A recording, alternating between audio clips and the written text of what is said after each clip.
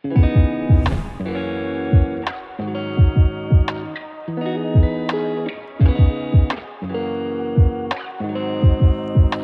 tout le monde et bienvenue à La Chapelle en ligne. Je m'appelle Loïc et je fais partie de l'équipe pastorale de La Chapelle. Si c'est une de tes premières fois, je tiens à te souhaiter la bienvenue. Je suis vraiment content que tu sois là. La semaine passée, on a célébré la Saint-Jean-Baptiste avec un message de Glenn Smith. On l'écoute ensemble et on se retrouve juste après.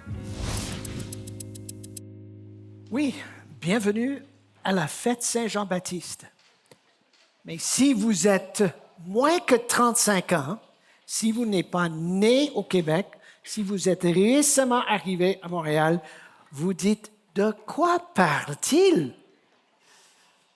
Donc, la racine du lien entre ce dit Jean-Baptiste et le peuple canadien-français date des événements de ce qu'on appelle la rébellion du Bas-Canada en 1830 et 1840. Mais pendant tout le 19e siècle, une vision messianique a été promue par l'Église institutionnelle et Jean-Baptiste est devenu le patron du peuple. Donc, comme Jean-Baptiste était un précurseur de l'époque messianique de Jésus, le peuple canadien-français est devenu un peu le précurseur d'une vision messianique pour l'Amérique du Nord.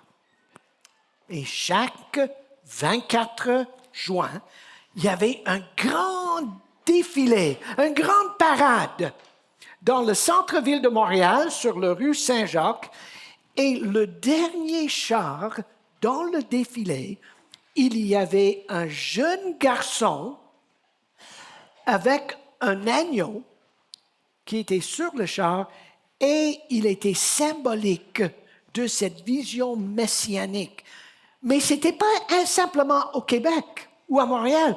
Là où il y avait des francophones, en Amérique du Nord, ils avaient tous cette vision messianique auprès de ceux qu'ils ont appelés les sauvages, les peuples non chrétiens, dans la dite terre promise de l'Amérique du Nord.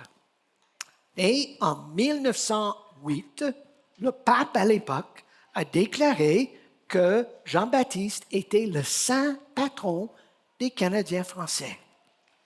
Évidemment, à cause du message qui était un peu docile, contesté, finalement, le petit garçon et l'agneau ont été remplacés par un Jean-Baptiste en papier mâché. Mais en 1969, il y avait surtout des étudiants qui avaient ras-le-bol de cette image. Donc, en plein défilé, ils ont attaqué l'image de Jean-Baptiste en papier mâché et ils l'ont guillotiné. Ils ont coupé sa tête. Et maintenant, on parle de le fait que le saint a été guillotiné. Et finalement, en 1977, le 24 juin est devenu la fête nationale du Québec et Jean-Baptiste a été écarté pour toujours du discours, malgré le fait que beaucoup de personnes de mon âge appellent toujours le 24 juin le Saint-Jean-Baptiste. Mais ce matin, notre but, c'est d'examiner comment Jean, avec son petit nom, le baptisa. Se situe dans le Nouveau Testament. Il y a plus que 80 citations dans les 4 évangiles synoptiques, Matthieu, Marc, Luc et Jean, sur sa vie.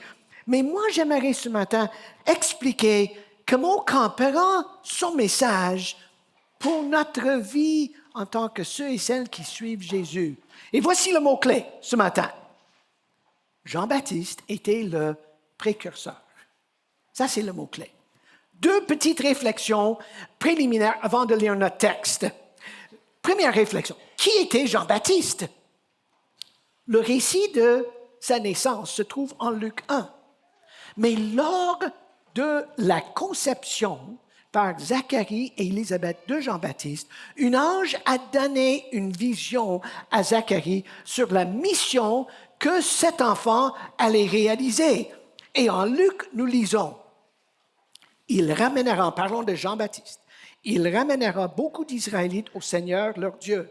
Il ira devant lui avec l'esprit et la puissance d'Élie, afin de ramener les cœurs des pères vers les enfants et les rebelles à l'intelligence des justes et de former pour le Seigneur un peuple bien préparé.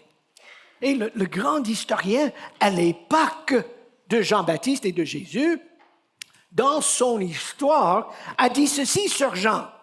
Il était un homme de bien que Hérode avait fait mettre à mort. Il exhortait les Juifs à pratiquer la vertu, à agir avec justice, les uns avec les autres et avec une piété envers Dieu, unis par une baptême. Donc, tout de suite, première réflexion préliminaire. Le précurseur avait un fondement historique. Mais deuxième réflexion. Aujourd'hui, nous allons concentrer dans un récit en Matthieu chapitre 3. Et nous sommes dans le premier 4 chapitres de l'Évangile. Et en Matthieu, on appelle ces chapitres le récit de la naissance et la jeunesse et le jeune ministère de Jésus. Et ensuite, il y a un développement de tout cela. Mais dès le début, Matthieu, même dans le prologue, les 4 premiers chapitres, il met 2 mots en évidence. Le mot disciple et le mot suivre. Et nous allons voir à la fin comment même le récit sur Jean-Baptiste contribue à notre compréhension de qu'est-ce que ça veut dire d'être un disciple et de suivre Jésus. Mais avant de plonger dans le texte, j'aimerais vous inviter de vous lever debout et Annie va lire le passage pour nous en Matthieu chapitre 3. Annie.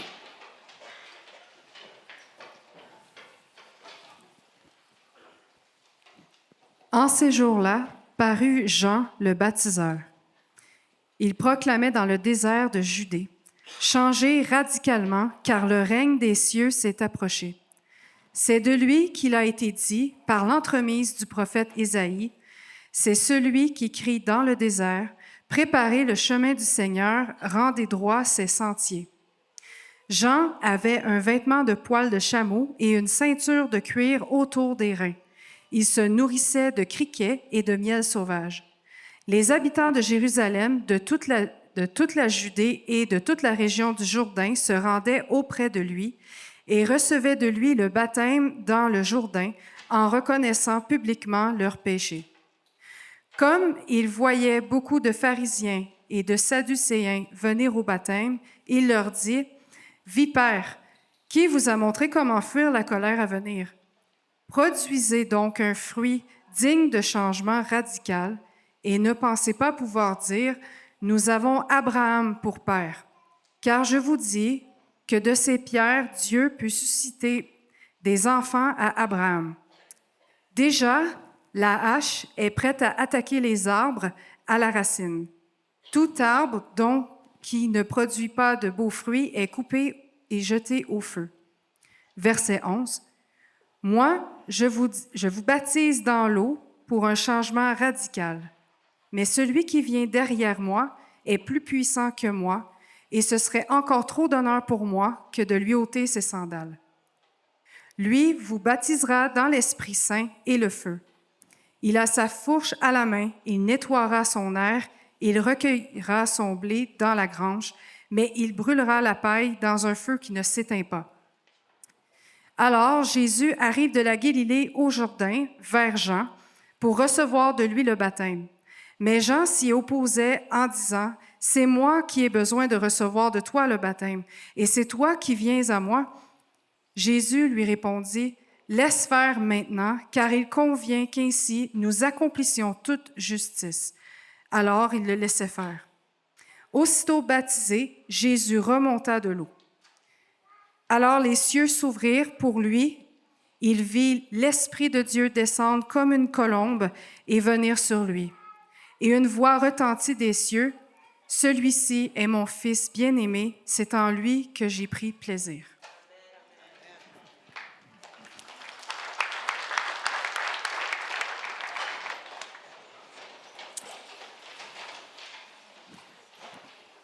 Merci Annie. Et chaque fois que la parole de Dieu est lue et expliquée dans l'Église, Dieu est honoré. OK, 2 réflexions préliminaires. On a dit que notre mot-clé, précurseur, a un fondement historique, mais aussi biblique. Et on va maintenant développer cette fondation, ce fondement biblique, dans le texte que Annie nous a lu. Et j'aimerais procéder avec 3 questions. D'abord, dans ce texte en Matthieu 3, qu'est-ce que Matthieu dit dans le contexte? Donc, on va décortiquer le texte. Et il y a 3 petits paragraphes dans le chapitre. Une intro, un conflit et ensuite un moment clé. La deuxième question, c'est qu'est-ce que Matthieu voulait enseigner? Qu'est-ce qu'il voulait dire? Et on va terminer avec la 3e question. Qu'est-ce que ça veut dire pour nous aujourd'hui? Donc, qu'est-ce qu'il a dit? Qu'est-ce qu'il a enseigné? Et qu'est-ce que ça veut dire pour nous? Donc, commençons avec la première question. Qu'est-ce que Matthieu a dit dans ce contexte? Et les versets 1 à 6, c'est l'intro à Jean. Et le texte commence « dans ces jours-là ». Donc, quel jour? Si on recule en chapitre 2, le verset 23, nous apprenons que Joseph et Marie ont décidé de faire maison en Nazareth, dans le nord de Palestine, en Galilée. Donc, Matthieu, de façon typique, il télescope en avant. Et on arrive quand Jésus est maintenant à l'âge de la maturité. Et le texte dit que Jean le Baptiste arrive. Maintenant, chose intéressante dans le texte, c'est écrit au présent. Et on peut dire, « Hey, écoute Jean, tu ne devrais pas conjuguer ton verbe au présent, mais au passé. Tu aurais dû dire, en ces jours-là, Jean est arrivé. » Mais Jean dit, non. J'aimerais inviter vous, mes lecteurs, et les lecteurs à suivre, d'entrer dans l'histoire. Et nous allons voir en verset 13 que Matthieu fait la même chose. Jésus arrive. Mais n'oubliez pas, il l'avait déjà fait dans chapitre 2 avec les mages d'Orient qui sont venus. Ils sont arrivés. Donc, Jean aime inviter, pas simplement les lecteurs de cette époque-là, mais vous et moi, dans l'histoire. Nous sommes invités de bien écouter ce qui est arrivé. Et qu'est-ce que Jean a fait? Il a commencé de proclamer. Mais encore, au présent, en proclamant. Et qu'est-ce que Jean a dit dans cette intro? Littéralement, changer radicalement et proche le règne de Dieu. Maintenant, prenons les 3 parties. Changer radicalement. Peut-être votre édition en français dit « repentez-vous ». OK. Mon édition, ce que nous avons lu, c'est simplement une façon de mettre l'idée de se repentir dans un langage plus courant. L'idée de se repentir est vraiment, initialement, un terme géographique. Avant le GPS, si quelqu'un se perdait, il fallait arrêter pour trouver des nouvelles directions. Le monde était perdu. Et évidemment, quelqu'un aurait dit, oui, vous n'êtes pas à la bonne place, il faut se repentir, il faut changer de direction. Et dans la tradition juive, ensuite dans la tradition chrétienne, mais intéressant, dans les religions grecques à l'époque, il n'y avait pas cette idée de changer de direction. Mais j'aime comment c'est traduit ici, changer radicalement. Parce que l'idée ici, c'est qu'il faut faire la prise de décision, il faut prendre la décision de se tourner d'une façon à vivre pour une autre. Pour cette raison, changer de vie, changer d'attitude, changer de comportement est tellement important. Mais dans le changement, il y a la notion de tristesse. Donc, dans notre vie, en tant que les gens qui veulent suivre Jésus, il devrait arriver pour chacun de nous, d'arriver à un moment donné où on prend la décision de se tourner vers Jésus. Et ce changement est un changement radical d'orientation, de comportement. Mais nous savons tous que même si je prends la décision ponctuelle, il faut que je prenne la décision tous les jours de m'orienter vers Jésus, de changer ma façon de vivre, de penser, de parler, de dépenser mon argent, ce que je regarde, ce que je fais, peut-être même ma carrière. Et il faut que ce changement soit ponctuel. Pour cette raison, c'est radical. Mais des fois, c'est tous les jours que je décide de dire oui à Jésus dans la gamme de mes activités. Et ça, c'était le message de Jean, changer radicalement. OK, le verbe est proche, s'approche. Mais le temps du verbe ici n'est pas au présent. Le temps du verbe ici donne l'idée qu'il y a un état de choses qui a déjà commencé et cet état de choses exige des actions immédiates. Donc, l'idée que ce changement est important parce qu'il y a quelque chose d'éminent, pas simplement sur l'horizon, c'est proche géographiquement de nous. Et qu'est-ce qui est proche, qui exige ce changement radical? Jean l'appelle ici dans ce verset parce que le règne des cieux, dans une autre place, il va dire le règne de Dieu. Mais c'est exactement la même chose dans les textes Matthieu, Marc, Luc et Jean. Et l'idée ici, c'est qu'il y a une nouvelle autorité, une nouvelle dominion, une nouvelle puissance royale, une nouvelle administration qui est en place. Et le texte dit, il est arrivé. Mais dans l'intro, Jean, selon Matthieu, veut que nous comprenions qu'il y a une continuité avec l'époque précédente de l'Ancien Testament.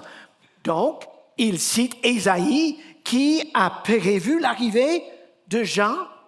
Jean, dans son tenue vestimentaire, sa nourriture, son lieu d'attache qui était dans le désert, le fait qu'il est comme Élie mentionné dans le dernier livre dans l'Ancien Testament, tout ceci est pour nous rappeler qu'une nouvelle exode va débuter pour amener le peuple de leur exil spirituel.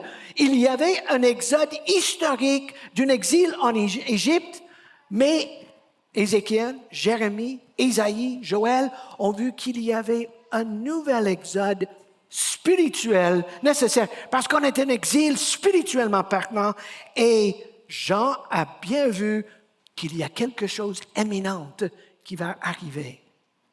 Et nous voyons dans les versets 5 à 6 que la réponse était époustouflante. Et beaucoup de personnes dans cette intro ont reconnu publiquement leurs péchés et ils sont entrés dans les eaux de la mer de Galilée. OK, continuons dans le texte. Tout de suite, de cette intro dans les versets 1 à 6, il y a maintenant un conflit. Et Jean a reconnu que beaucoup de leaders religieux se sont présentés.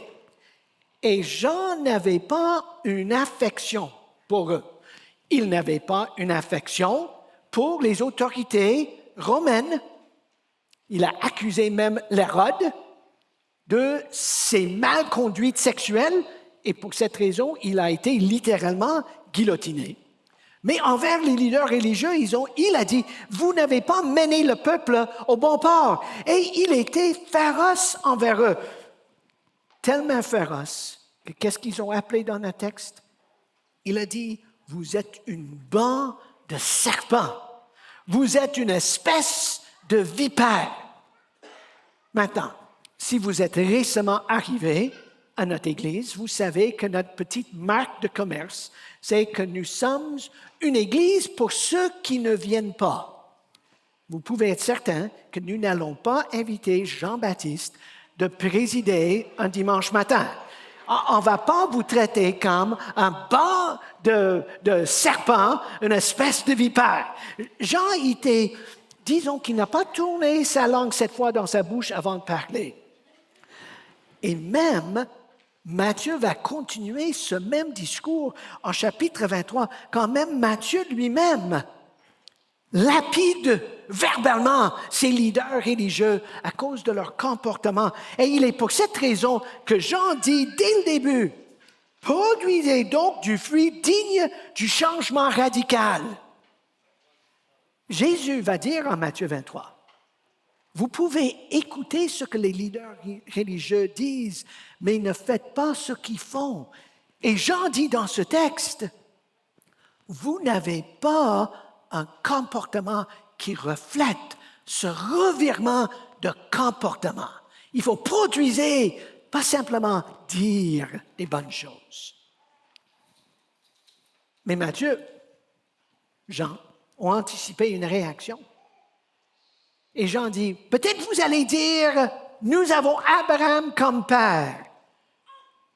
Et Jean dit, Dieu, il est capable d'utiliser même des pierres pour annoncer sa gloire. Il n'a pas besoin de vous. Votre ethnicité ne compte pas pour rien parce que vous ne faites pas ce que vous dites. Et il va, par la suite, expliquer que son baptême est un baptême d'eau pour la repentance. Mais il parle maintenant d'un baptême que l'agent d'intervention décisive et désiré allait mettre en branle. Un baptême de l'Esprit Saint et de feu. Maintenant, pas de baptême. La composition de la phrase indique qu'il y a un baptême, mais avec deux volets. De l'Esprit Saint, c'est exactement ce que Ézéchiel et Jérémie ont dit quand Dieu a dit que je vais changer vos cœurs de pierre pour les cœurs de chair et je vais mettre mon esprit en vous pour que vous puissiez accomplir ma volonté. Et il a dit, ça c'est le baptême de l'Esprit Saint. Et ça, c'est un acte de miséricorde. Dieu a vu que nous ne sommes pas capables en nous-mêmes de faire toute sa volonté. Nous avons besoin de sa force en nous. Et Jean a anticipé. Mais Jean dit qu'il y a aussi un baptême de feu. Et ça, c'est un baptême de jugement où Dieu sépare le bon fruit du mauvais fruit. Et il donne même l'image dans le verset 12 pour souligner ce changement radical. Donc, un intro, un conflit où Jean a pu clarifier de quel baptême lui faisait, mais le baptême qui était anticipé. Et maintenant, on arrive au moment clair, moment clé dans le texte, verset 13, troisième partie du paragraphe, du chapitre. Ça commence. Alors, maintenant. Et quand Jésus se met sur scène, le maintenant est arrivé. Et maintenant, cet agent d'intervention décisive et désiré arrive sur l'estrade. Et surprise des surprises, il demande un baptême. Et nous pouvons bien poser la question, moi je me suis reposé la question cette semaine en me préparant pour ce matin, pourquoi Jésus a-t-il demandé le baptême? Est-ce qu'il en avait besoin? J'ai lu beaucoup pour me préparer et j'ai trouvé qu'il y a 8 options, 8 façons d'interpréter ce choix de Jésus. 3 m'apparaissaient comme le plus important. D'abord, Jésus s'est fait baptiser parce que lui, il était convaincu que le message de Jean était juste. Et il a dit, moi, j'aimerais identifier avec mon grand cousin. Ce qui dit, changer radicalement, parce que le règne des cieux, le règne de Dieu est proche. Donc, Jésus voulait affirmer ce que Jean a dit. Mais c'est évident, deuxièmement, qu'il était dirigé par Dieu. Il était obéissant, même de passer par les eaux du baptême dans la mer de Galilée. Mais troisièmement, Jésus voulait être solidaire avec les gens qui prennent la décision de s'identifier dans la mort dans les eaux du baptême et avec la résurrection des eaux de baptême. Et Jésus a pris cette décision. Maintenant, vous voyez bien, ou vous avez bien entendu, Jean a contesté le choix de Jésus, la décision de Jésus. Maintenant, pensez-y 2 secondes. J'ai déjà dit que nous n'allions pas inviter Jean-Baptiste pour présider un dimanche matin à cause de ses hyperboles, espèce de vipère. Mais maintenant, vous connaissez maintenant bien, vous qui êtes ici depuis quelque temps, vous savez que nous sommes une Église qui pratique le baptême des adultes. Mais Jean, il a dit non, Jésus, non, pas de baptême. C'est pas notre style, OK? C'est pas notre style. Mais Jésus a dit, Jean, laisse faire. Et ensuite, il dit, car il est convenable, il est approprié, c'est le moment précis qu'ainsi nous accomplissons toute justice. Plus tard dans Matthieu, nous allons lire que Jean est venu à vous, à nous, par la voie de la justice. Et la justice est ce qui est dû. C'est l'idée que Dieu veut mettre les choses en place, les bonnes relations des gens avec lui-même et avec les autres. Et maintenant, Jésus dit, le moment est arrivé pour mettre les relations en place, de faire ce qui est juste, de donner aux gens ce qui est dû, pas selon eux-mêmes, mais selon l'alliance de Dieu. Donc, il est pour cette raison que Matthieu va raconter de Jésus qu'il faut avoir faim et soif de la justice. Il faut rechercher la justice en tout premier lieu. Il faut avoir une justice qui surpasse celle des leaders religieux. Et il ne faut pas pratiquer la justice pour être bien vu des gens. La justice de Dieu, c'est sa fidélité incontournable envers son alliance qu'il a mis en place depuis la création. Ça veut dire que cette justice se voit dans son règne, son autorité, sa puissance royale, son règne. Donc, alors, maintenant, tout est arrivé. Et Jésus a dit, il faut que je fasse cet acte d'être baptisé pour faciliter l'entrée de la justice de Dieu dans le règne de Dieu. Et mes amis, ceci, c'est tellement important.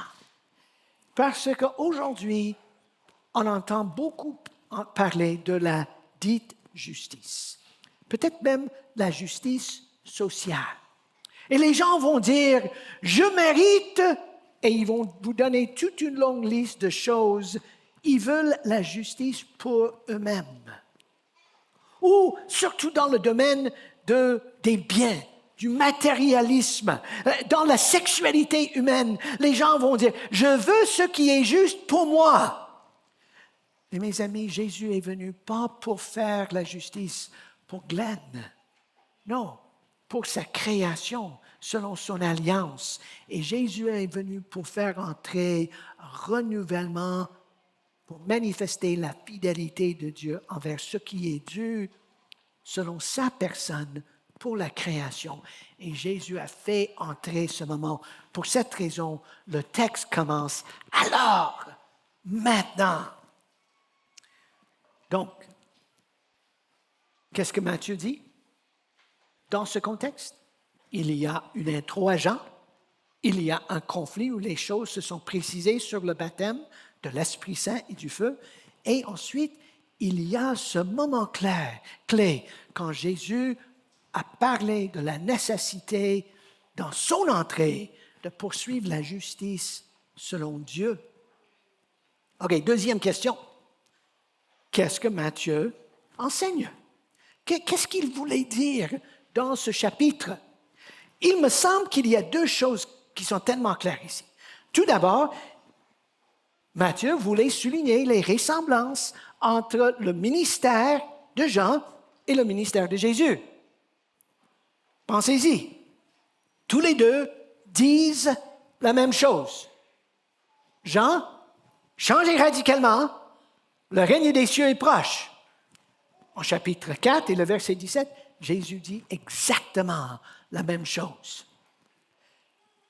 Tous les deux ont été introduits de la même façon.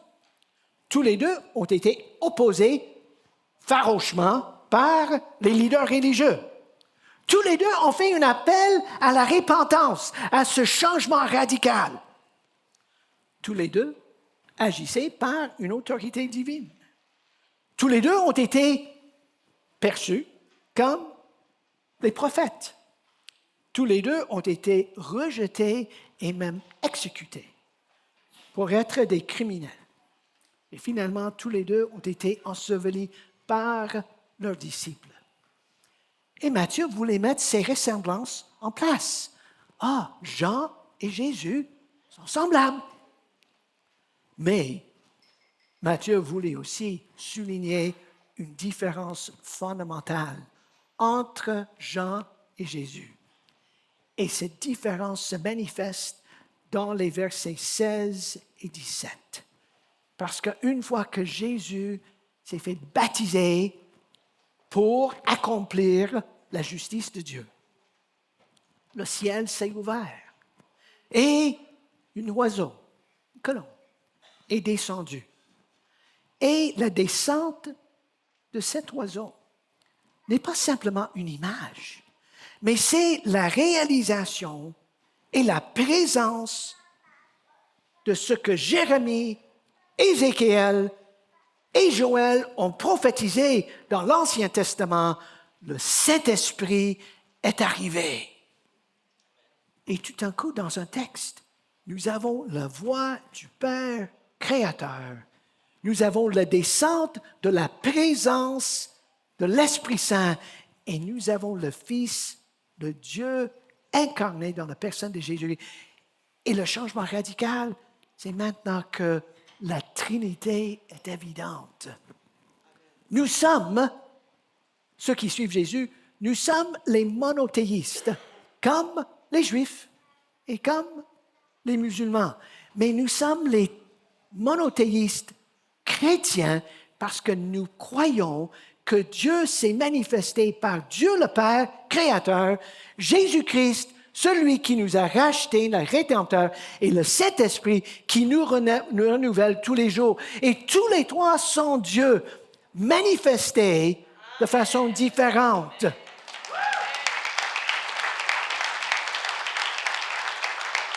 Et mes amis, dans ce texte, Matthieu voulait mettre en évidence, maintenant, on est dans une nouvelle époque, un nouveau moment.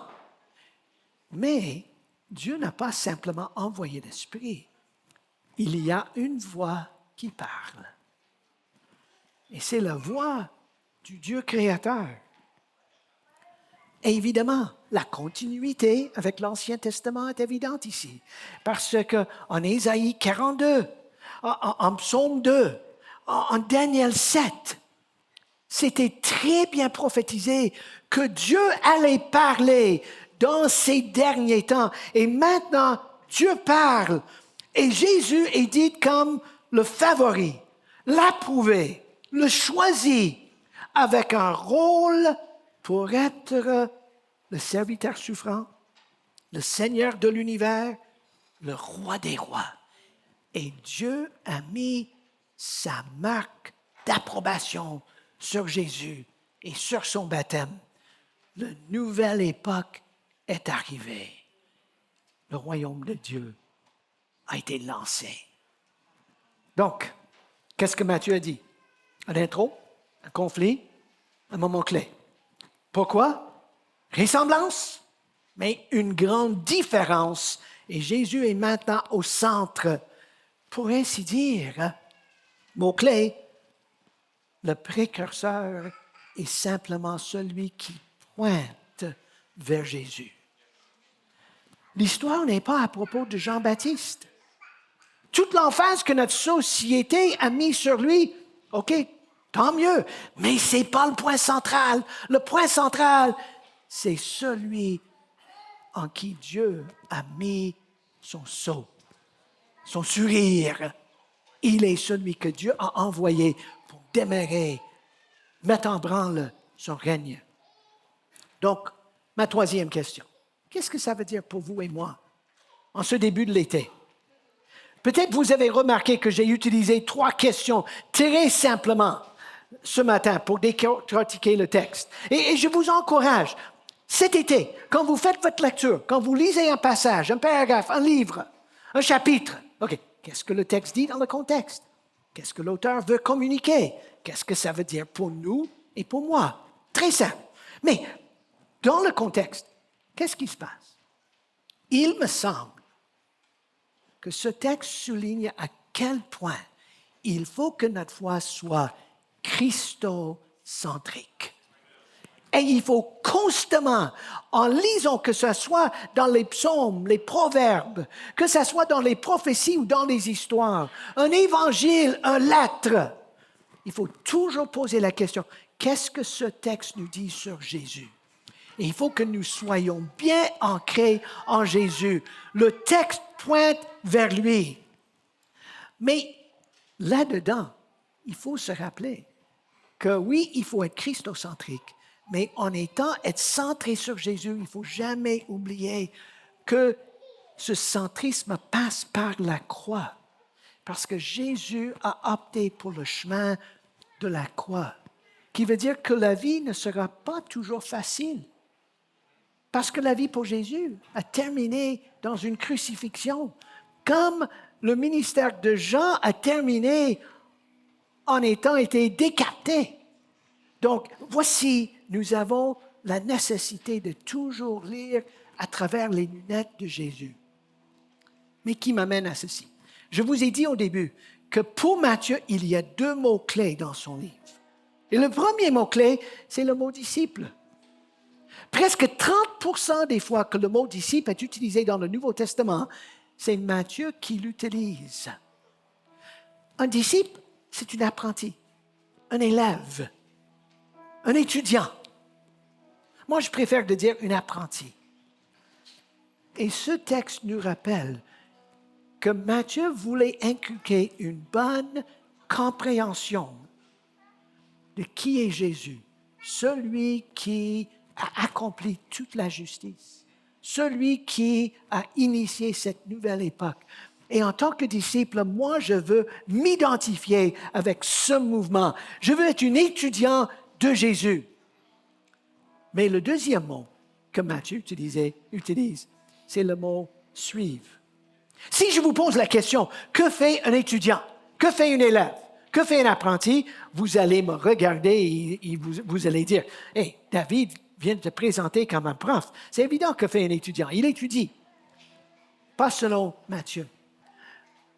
Selon Matthieu, un élève, un étudiant, un apprenti, il suit le maître. Pour ainsi dire, ce que nous étudions, ce que nous écoutons, ce que nous croyons, valent rien s'ils ne sont pas mis en application. Et il faut suivre le maître en pratiquant ce qu'il veut que nous fassions. Sinon, on devient comme cette espèce de serpent où nous avons toutes les bonnes réponses à toutes les mauvaises questions, mais on ne pratique pas.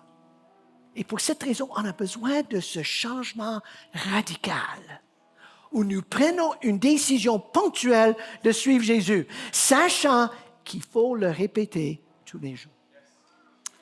Donc, mes amis, oui, on peut célébrer Jean-Baptiste, même ici au Québec, mais il faut suivre Jésus.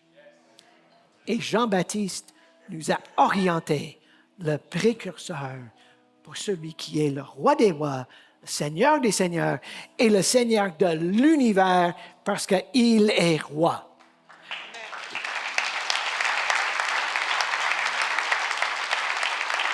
Donc, j'aimerais vous inviter de vous lever debout. J'aimerais prier pour vous en ce début de l'été. Seigneur, merci pour l'histoire de Jean. Mais merci pour Jean parce qu'il nous a introduit proprement à Jésus. Et merci que nous puissions être les disciples, les apprentis de toi. Et nous voulons pratiquer ce que nous entendons. Et ce matin, cette invitation à un changement radical nous touche de très près. Donc, Seigneur, montre-nous quelle décision devrions-nous prendre aujourd'hui. Et Seigneur, par ton esprit que tu as envoyé sur Jésus et que tu as envoyé sur nous, peut nous équiper pour te suivre un jour à la fois. Pour que lorsque tout est dit, toi et toi seul reçois tout l'honneur. Au nom de Jésus. Amen. Donc, chantons ensemble pour célébrer celui qui est le Seigneur des Seigneurs.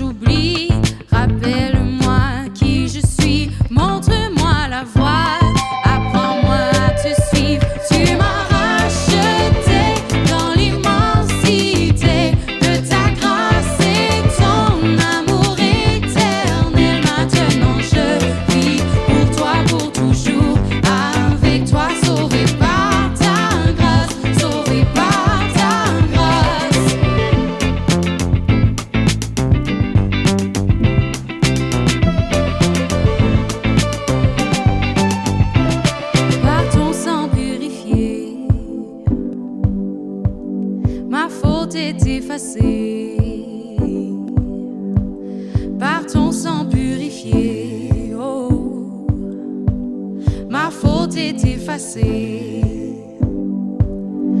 Tu m'as racheté dans l'immensité de ta grâce et ton amour éternel. Maintenant je vis pour toi pour toujours, avec toi sauvé par ta grâce. Tu m'as racheté dans l'immensité de ta grâce et ton amour éternel. Maintenant je vis pour toi pour toujours, avec toi sauvé par ta grâce, sauvé par ta grâce. Oh,